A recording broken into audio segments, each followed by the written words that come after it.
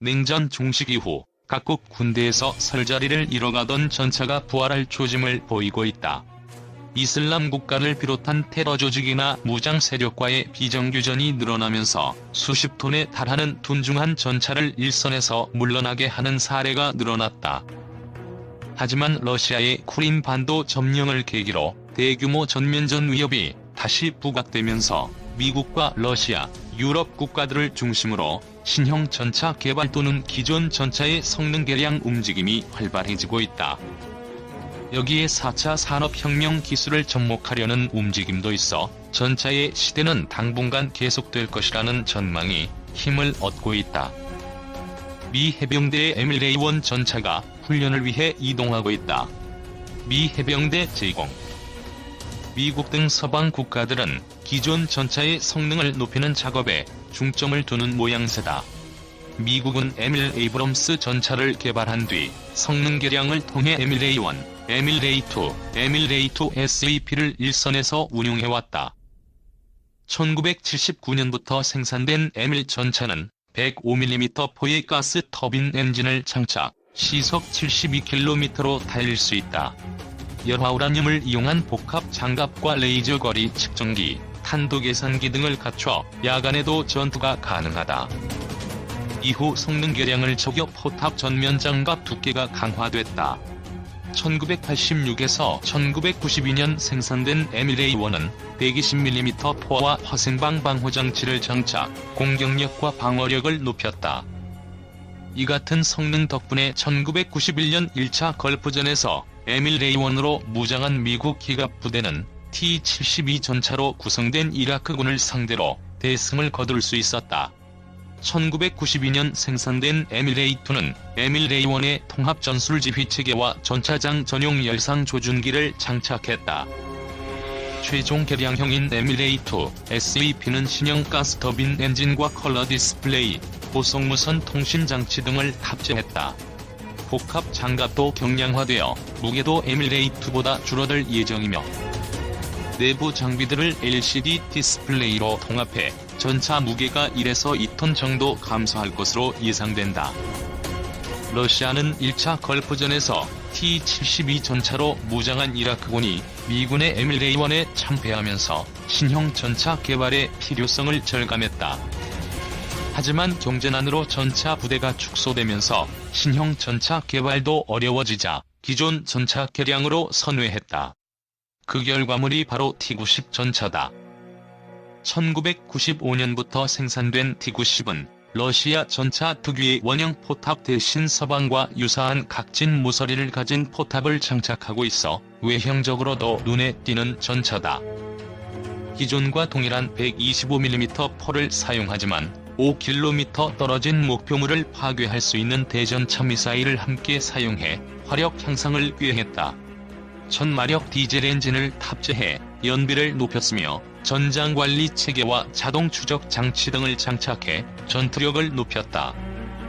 방어 분야에서는 슈토라와 아레나 시스템을 장착한다.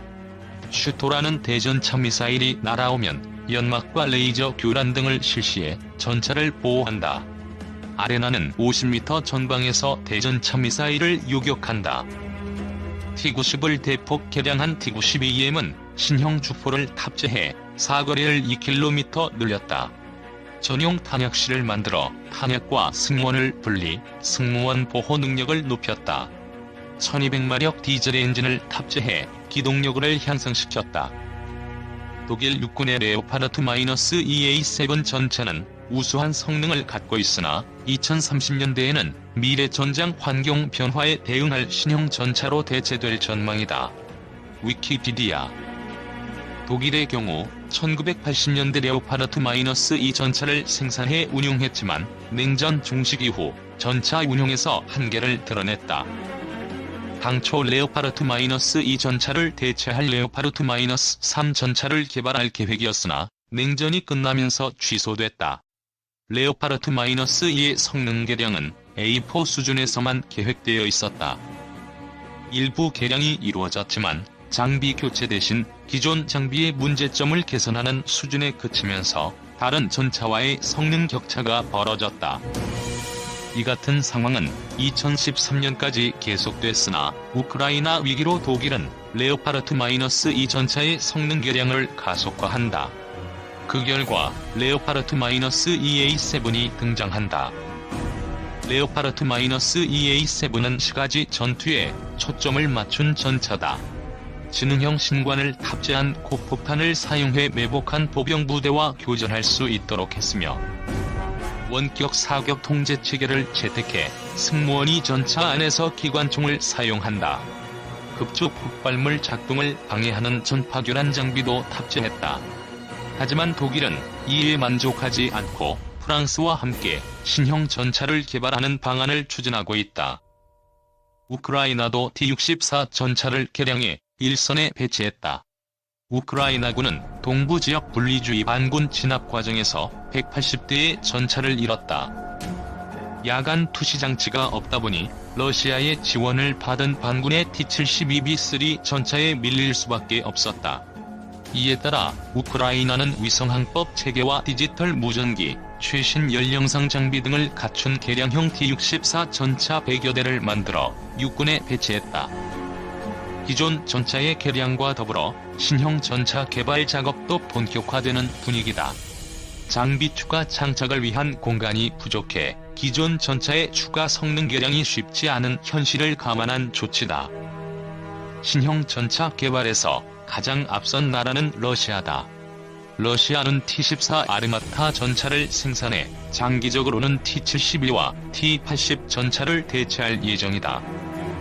T-14 전차는 원격 조종 포탑에 125mm 포를 장착했다. 발사 속도는 분당 10에서 12발이며 최대 사거리는 8km에 달한다. 낮에는 5km, 밤에는 3.5km를 관측할 수 있는 광학 영상 장비를 장착했다. 5km 떨어진 곳에 있는 적 전차를 파괴할 수 있는 대전차 미사일 발사가 가능하다. T-14 전차에 맞서 유럽도 신형 전차 개발에 팔을 걷어붙였다. 프랑스와 독일은 지난해 6월 전투기와 전차, 위성, 자주포의 공동 개발에 합의했다. 프랑스는 전투기, 독일은 전차 개발을 주도할 예정이다. 프랑스와 독일이 사용할 신형 전차는 2024년까지 독일 주도로 상세 작전 요구 성능을 설정할 계획이다. 개발이 순조롭게 진행되면 2035년 레오파르트-2 전차를 대체할 것으로 보인다. 새로 개발될 전차는 140mm 대구경 포를 장착할 가능성이 있다. 프랑스 방산업체 닉스턴은 최근 프랑스 육군의 르클레르 전차에 140mm 포를 시험 적용했다. 50톤급 전차에 140mm 포를 장착한 것은 이번이 처음으로 기존 120mm 포에 비해 화력이 70% 늘어났다.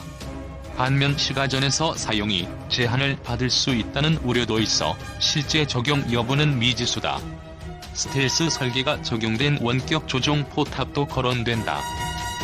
한국 육군의 K2 흑표 전차는 2020년대 한반도 지상전의 핵심 전략으로 평가받는다. 연합뉴스. 우리나라는 K2 흑표 전차와 함께 105mm 포를 장착한 K1, 120mm 포 탑재 K1A1 전차와 디지털 전장관리 체계, 피아 식별 장치 및 전후방 감시 카메라 기능을 추가한 K1A1, K1A2 전차를 운영 중이다. K3나 불리는 차기 전차 개발 필요성도 제기되지만 본격적인 움직임은 드러나지 않고 있다. 2030년대 이후 등장할 신형 전차는 적외선 탐지 장비를 회피하기 위한 스텔스 기능과 초경량, 고강도의 나노복합 소재를 적용해 방어력을 높일 것으로 보인다. 레일건을 장착해 유효사거리 및 파괴력 증대를 통한 공격력 강화 조치도 예상된다. 인공지능에 의한 전투체계 통제 가능성도 높다. 한 대의 전차로 다양한 임무를 수행하는 것이 보편화된 현실에서 미래 전차는 지상전에서 변함없이 핵심 역할을 맡을 것으로 전망된다. K2 전차의 폴란드 수출 모델인 K2PL 모형 최초 공개, 현대로템의 폴란드 협력사인 HCP 회장과의 인터뷰로 본 K2PL. 현대로템이 국제방산 전시회에서 K2 전차의 폴란드 수출형 모델인 K2PA를 선보이며 폴란드 전차 사업 수주에 도전한다고 밝혔습니다.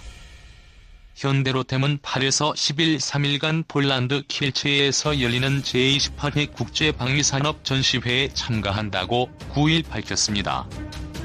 MSPO는 1993년부터 매년 개최되는 동유럽 주요 방산 전시회로 올해는 신종 코로나 바이러스 감염증 영향으로 규모가 축소돼 국내 업체 중에서는 현대로템만 참여했습니다. 현대로템은 전시회 참가를 통해 K2 전차의 폴란드 수출 영업에 나설 계획입니다. 폴란드는 군현대화 사업의 일환으로 신규 전차 개발, 양산 사업을 추진 중입니다. 이에 현대로템은 K2 전차를 폴란드 맞춤형 모델로 개조한 K2PA를 앞세워 폴란드 전차 사업 수주에 도전하고 있습니다. 현대로템은 MSPO에서 K2PA의 축소 모형을 최초로 공개하고 한국형 K2 전차 모형과 함께 비교 전시하는 등 폴란드 군 관계자들을 대상으로 적극적인 영업 활동을 펼칠 계획입니다. K2PA의 가장 큰 특징은 바퀴축을 기존 6축에서 7축으로 늘렸다는 점입니다. 국내 K2 전차보다 장비가 추가돼 중량이 늘어날 것을 고려했습니다. 주포는 기존과 동일하게 120mm 활강포를 채택했다. 포탑 상부 기관총에는 원격 사격 통제 체계를 적용해 전투원의 생존력을 높일 뿐 아니라 보다 정밀한 사격이 가능합니다.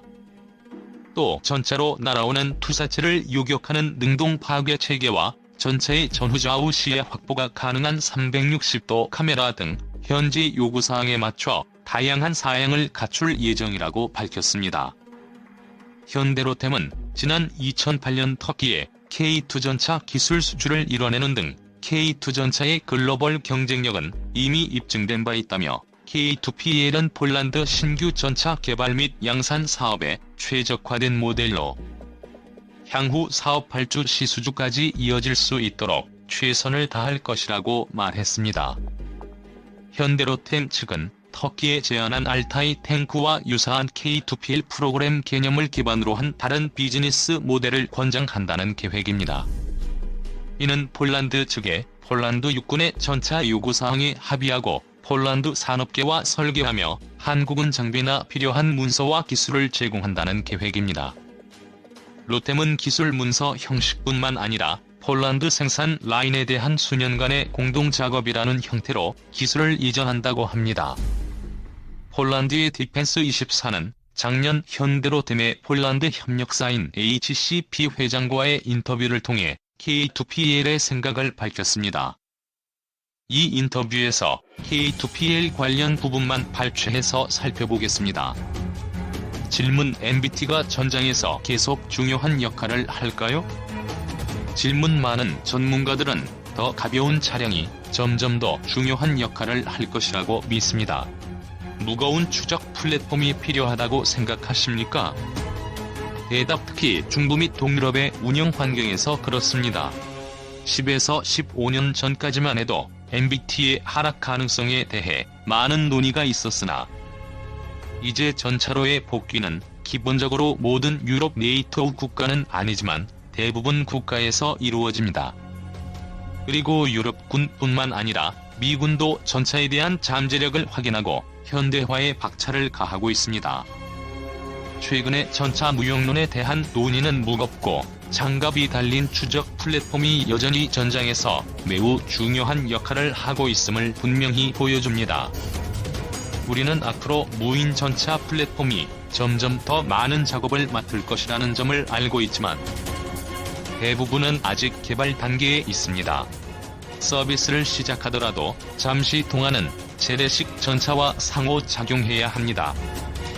질문: K2PL 프로그램은 전차의 광범위한 플랫폼화로 폴란드 국방부의 요구사항을 받아들여야 합니다.